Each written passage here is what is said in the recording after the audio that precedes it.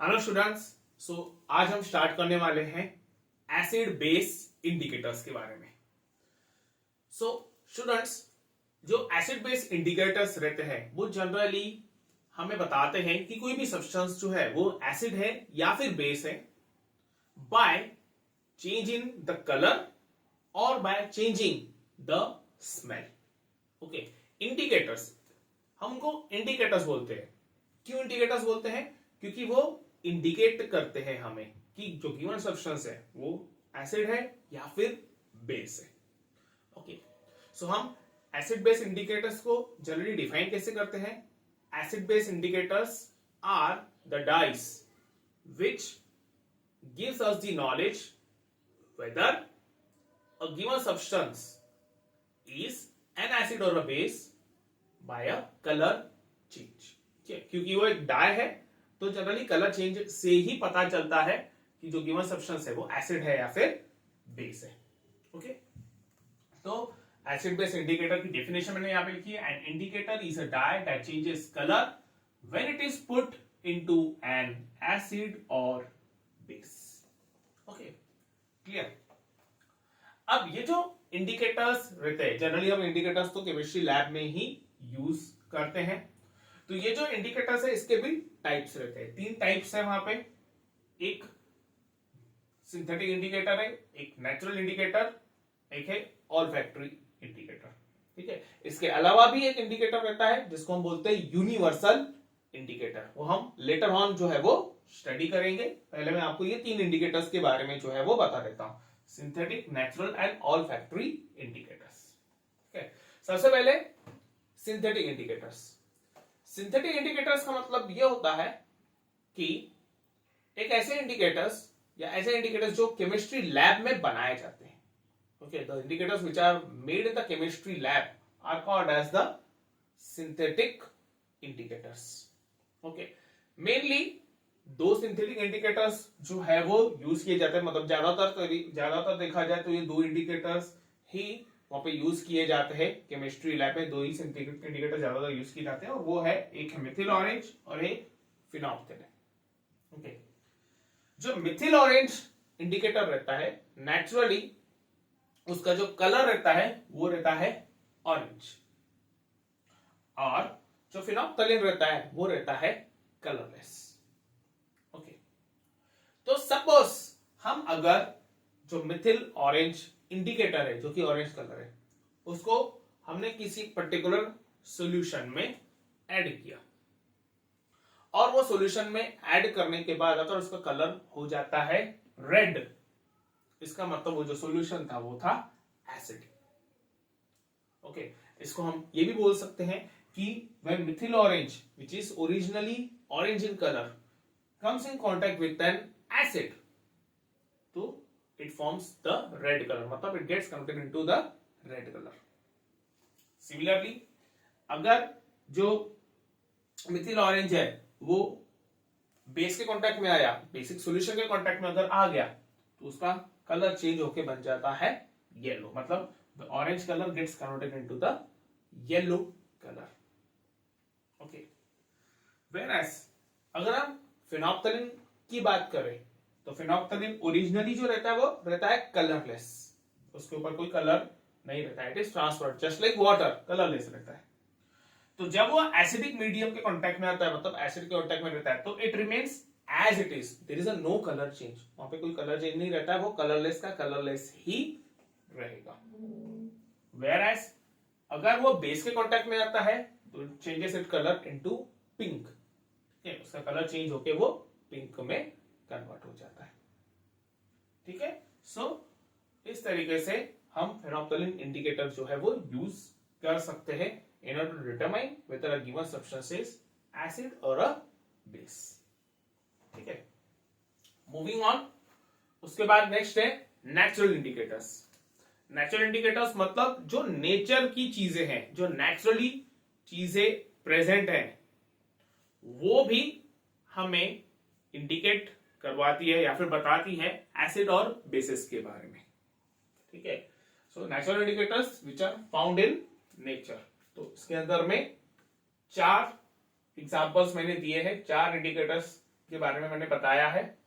पहला है लिटमस, दूसरा है रेड कैबेज एक्सट्रैक्ट, जो पत्ता गोभी रहती है रेड कलर की लेके, ठीक है, उसका एक्सट्रैक्ट मतलब उसका जूस हमने निकाला वो।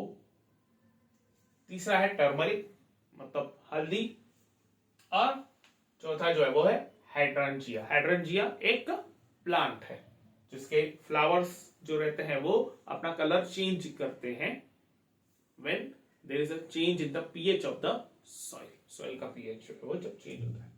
okay। तो सबसे पहले जो इंडिकेटर है वो है लिटमस।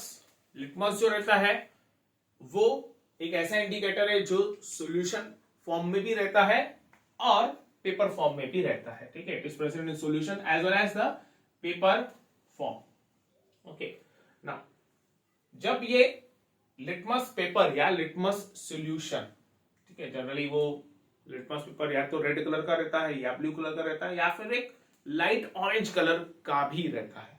ओके, तो जब वो लिटमस पेपर एसिड के कांटेक्ट में आता है तो उसका कलर बन जाता है रेड, और जब वो बेस के कांटेक्ट में आता है तो उसका कलर बन जाता है blue. Okay, same goes with the litmus solution also. जब वो सॉल्यूशन एसिड के कांटेक्ट में आता है तो उसका कलर रेड बन जाता है, और बेस के कांटेक्ट में जो आता है वो रहता है ब्लू कलर, मतलब ब्लू कलर में वो कन्वर्ट हो जाता है। उसके बाद red cabbage extract. Red cabbage extract जो है वो एसिड में रेड कलर का ही रहता है, और जब वो बेस के कांटेक्ट में आता है तो वो कन्वर्ट हो जाता है ग्रीन में, ठीक है। ठीक है, टर्मरिक यानी कि हल्दी। हल्दी ओरिजिनली तो येलो कलर की रहती है, तो जब वो एसिड के कांटेक्ट में आती है हल्दी तो उसका कलर सेम रहता है, येलो कलर रहता है, लेकिन बेस के कांटेक्ट में उसका कलर जो है वो चेंज हो जाता है, वो बन जाता है रेड या फिर रेडिश ब्राउन। ठीक है, इसका हम बहुत ही सिंपल एग्जांपल ले सकते हैं कि अपने डेली लाइफ में अगर हमारे कपड़ों के ऊपर करी वगैरह गिर गई या कोई वहां पे सब्जी वगैरह गिर गई, तो क्योंकि वो सब्जी में हल्दी रहती है इसीलिए जो कपड़े रहते हैं उस पे वहां पे येलो कलर का स्टेन आ जाता है, उस हल्दी की वजह से वो येलो कलर का स्टेन आ जाता है। ओके, जब उसको वॉश किया जाता है, अब वॉश किया जाता है डिटर्जेंट से, सोप से, तो वो डिटर्जेंट और सोप जनरली बेसिक्स, वहां पे बेसिक सब्सटेंस रहते हैं, बेस रहता है उसके अंदर में, तो उनके कांटेक्ट में आने के बाद क्या होता है, वो जो येलो कलर है वो कन्वर्ट हो जाता है, हल्दी का जो येलो कलर है वो रेड में कन्वर्ट हो जाता है। ठीक है, और फिर जब अपन उसको फिर से वॉश करते हैं, मतलब वो डिटर्जेंट लगाने के बाद फिर से जब हम उसको क्लीन कर देते हैं पानी से, तो वापस से वो येलो कलर में आ जाता है, क्योंकि वहां से पूरा जो बेसिक सब्सटेंस है वो वॉश आउट हो जाता है, निकल जाता है। ठीक है, क्लियर। नेक्स्ट उसके बाद है हाइड्रेंजिया। तो हाइड्रेंजिया के बारे में मैंने आपको बोला कि ये एक प्लांट है, ठीक है, जिसके अंदर में फ्लावर्स भी रहते हैं, और वो जो फ्लावर्स रहते हैं उनके भी कलर रहते हैं, वहां पर जो कलर उनका चेंज होता है because of the change in the pH of the soil. Soil का जो पीएच है, ठीक है, सॉइल का जो पीएच है वो जब चेंज हो जाता है तो उस वजह से उसके फ्लावर्स का जो कलर है वो भी चेंज हो जाता है। अगर वहां पे जो सॉइल है वो एसिडिक बन गया तो उस केस में जो फ्लावर का कलर रहता है वो हो जाता है ब्लू, कलर चेंज होकर वहां पे ब्लू हो जाता है। और अगर पीएच जो है वो बेसिक है, मतलब कि जो सॉइल है वो बेसिक बन गया, पीएच वहां पे 7 से ज्यादा हो गया, तो फिर जो फ्लावर का कलर है वो चेंज होके बन जाता है पिंक। ठीक है, तो likewise due to the change in the pH of the soil, वहां पे जो कलर है फ्लावर का वो चेंज होने लगता है। ओके, नेक्स्ट उसके बाद है olfactory indicators. Olfactory जो है ये word it is related to the smell, वो स्मेल से रिलेटेड है। ओके, ऑल फैक्ट्री इंडिकेटर्स हमें बताते हैं कि whether given substance is acid और base by change in the smell, smell में वहां पे चेंजेस आने की वजह से। तो उसमें दो एग्जांपल्स है, एक है अनियन और दूसरा है वैनिला एक्सट्रैक्ट। वैनिला एक प्लांट है, ठीक है, तो वो प्लांट के लीव्स का जब अपन एक्सट्रैक्ट निकालते हैं, उसका जूस वगैरह निकालते हैं, तो उसको हम वैनिला एक्सट्रैक्ट जो है वो बोलते हैं।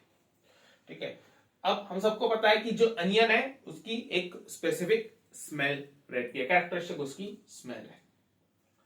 तो अगर अनियन एसिड के कांटेक्ट में आया तो हम उसकी स्मेल को डिटेक्ट कर सकते हैं। मतलब अनियन एक्सट्रैक्ट या फिर अनियन जब वहां पे एसिड के साथ मिक्सअप किया जाता है तो उसकी स्मेल जाती नहीं है, वो स्मेल उसकी ऐसी की ऐसी रहती है, we can detect that smell. लेकिन अगर वो बेस के कांटेक्ट में आ गया तो उसमें क्या होता है, इसकी जो स्मेल रहती है, अनियन की जो स्मेल रहती है वो पूरी चले जाती है। That is we can not detect the smell of the onion in a base. Okay, similarly जो वैनिला एक्सट्रैक्ट है, वैनिला एक्सट्रैक्ट की भी बहुत ही अच्छी प्लेजेंट स्मेल आती है। ओके, और इसलिए इसको एज अ फ्लेवरिंग एजेंट भी यूज किया जाता है बहुत सारे फूड स्टफ्स में। ओके, तो जब वो एसिडिक सब्सटेंस के कांटेक्ट में आता है तो वो स्मेल हम डिटेक्ट कर सकते हैं। ओके, वो स्मेल हम डिटेक्ट कर सकते हैं, मतलब we can sense that smell, but when it comes in contact with the base so the smell can not be detected. ठीक है, बेस के कांटेक्ट में उसकी जो स्मेल है वो पूरी जीरो हो जाती है, we can not detect the smell. Okay, so likewise with the help of olfactory indicators we can determine whether a given substance is acid or a base। ठीक है, नेक्स्ट जो है वो है यूनिवर्सल इंडिकेटर्स। सो अब हमारा नेक्स्ट जो topic है वो है यूनिवर्सल इंडिकेटर। तो स्टूडेंट्स, यूनिवर्सल इंडिकेटर क्या रहता है? It is a mixture of different indicators और डाइस इन रिक्वायर्ड प्रोपोर्शन। मतलब ये जो यूनिवर्सल इंडिकेटर रहता है ना, एक्चुअली में क्या उसको बनाया जाता है, कैसे बनाया जाता है? अलग अलग इंडिकेटर्स को मिक्सअप करके, वो भी एक स्पेसिफिक अमाउंट में, एक स्पेसिफिक प्रोपोर्शन में। ओके, और फिर इससे होता क्या है, ये जो यूनिवर्सल इंडिकेटर है, यूनिवर्सल इंडिकेटर जब डिफरेंट डिफरेंट पीएच लेवल वाले सॉल्यूशंस के कांटेक्ट में आता है तो हमें एक डिफरेंट कलर जो है वो शो करता है। इसका मतलब ये हुआ कि इस यूनिवर्सल इंडिकेटर का यूज करके हम किसी भी सॉल्यूशन का एग्जैक्ट पीएच जो है वो निकाल सकते हैं। एग्जैक्ट पीएच, जस्ट वहां पे हमें कलर चेंज जो है वो नोटिस करना है और उस कलर से हम बता सकते हैं कि उस सॉल्यूशन का पीएच क्या है, 0 से लेके 14 तक के वहां पे उसका कलर क्या, सॉरी उसका पीएच जो है वो क्या रहेगा। ठीक है, तो ये मैंने यहाँ पे टेबल बनाई है पीएच वैल्यूज और उसके करस्पॉन्डिंग कलर्स जो हमें ऑब्जर्व करने को मिलेंगे with the help of the universal indicators. Okay, तो जैसे आप देख सकते हो यहाँ पे अगर पीएच 0 है, जिस the lowest pH value, 100% acidic substance रहेगा वो, तो उसका जो कलर रहेगा वो रहेगा dark red. Then pH corresponding, sorry pH 1 corresponds to the color red, pH2 also red, लेकिन हल्का सा डिफरेंस रहेगा, हल्का सा डिफरेंस रहेगा वहां पे, ये थोड़ा सा ज्यादा डार्क रहेगा, हल्का सा कम डार्क रहेगा। Then pH3 it corresponds to orange red color, pH4 it is corresponding to orange color। जैसे जैसे pH बढ़ते जाएगा वैसे वैसे जो रेड कलर है वो कम होते जाता है। pH5 corresponds to orange yellow color, pH6 corresponding to greenish yellow color, मतलब it is a combination of like green and yellow color। pH7 यानी न्यूट्रल अगर है तो ग्रीन कलर। अब pH8 मतलब बेसिक सॉल्यूशन की तरफ आ गए तो greenish blue colour. pH9 it is blue color, pH10 corresponds to navy blue color, pH11 purple, pH12 dark purple, pH13 violet and pH14 is also violet, लेकिन थोड़ा सा और वो डार्क हो जाएगा। ठीक है, तो like as I said with the help of the universal indicator हम exact pH जो है वो बता सकते हैं सब्सटेंस का corresponding to the different colors। Okay students, so ये था हमारा इंडिकेटर्स का last topic, universal indicators. See you in the next lecture. Thank you.